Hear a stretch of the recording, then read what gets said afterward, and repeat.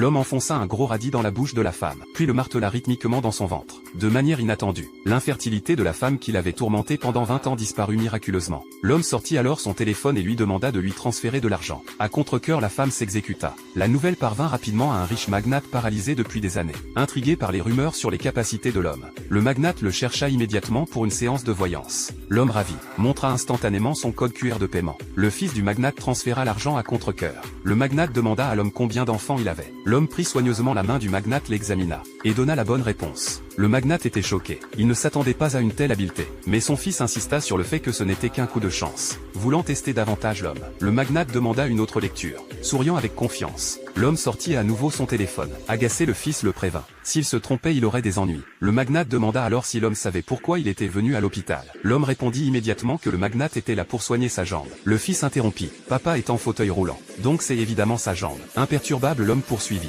Votre jambe est abîmée depuis plus de 30 ans. Aucun traitement n'a aidé. Vous ne pouvez marcher qu'avec un fauteuil roulant. Et souffrez jour et nuit. Le visage du magnate s'assombrit. Il pressa l'homme. Y a-t-il encore de l'espoir pour ma jambe? L'homme exigea immédiatement plus d'argent. Voyant le mécontentement du fils, il affirma avec audace, je suis le seul à pouvoir guérir votre jambe. Cette arrogance fit réfléchir le magnate. Il sentit que l'homme était trop confiant. Se détournant, il commença à partir avec son fils. Mais juste à ce moment-là, l'homme ajouta, vous ne vivrez plus très longtemps. En entendant cela, le fils s'énerva, attrapa l'homme par le col prêt à se battre. Avant que les choses ne s'aggravent, le magnate intervint, demandant à l'homme comment changer son destin. L'homme se retourna, dépliant un simple papier blanc en un talisman jaune. Il le tendit au magnate, disant, c'est un talisman protecteur. Gardez-le près de vous, surtout demain matin. Après le départ du magnate et de son fils, une fille à proximité regarda l'homme avec un respect nouveau, choquée qu'il ait gagné autant d'argent si rapidement. Avec bienveillance, elle le mit en garde. Ce qu'il faisait était une arnaque.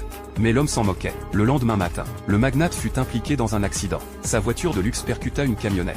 Le chauffeur se précipita, inquiet de vérifier l'état du magnate. À la surprise de tous, le magnate était complètement indemne. Il se souvint soudain du talisman que l'homme lui avait donné. En l'examinant de près, le talisman s'évanouit dans les airs. Stupéfait, le magnate ordonna immédiatement au chauffeur de trouver l'homme et de le remercier. Peu de temps après, le chauffeur signala que l'homme était à l'hôpital. Le magnate s'y précipita pour trouver son fils, affrontant l'homme avec colère. La foule qui regardait croyait que l'homme était un imposteur. Lorsque le magnate arriva, son fils le pressa de punir l'homme. Mais le magnate choqua tout le monde. Il fit agenouiller le chauffeur devant l'homme pour le remercier. Le fils aida précipitamment son père à remonter dans le fauteuil roulant, lui demandant pourquoi il agissait ainsi. Le chauffeur expliqua les événements miraculeux du matin. Le magnate réprimanda son fils pour avoir maltraité leur sauveur. Mais le fils insista sur le fait que tout faisait partie du plan de l'homme. Frustré, le magnate gifla son fils et le traita d'imbécile. Il s'excusa ensuite auprès de l'homme. Et sous la pression du magnate, le fils s'agenouilla à contre-cœur pour s'excuser également. Soudain, un garçon à proximité tomba également à genoux, suppliant l'homme de l'épargner. L'homme leva silencieusement un doigt. Le garçon pensa à tort qu'il devait payer 1 million en compensation.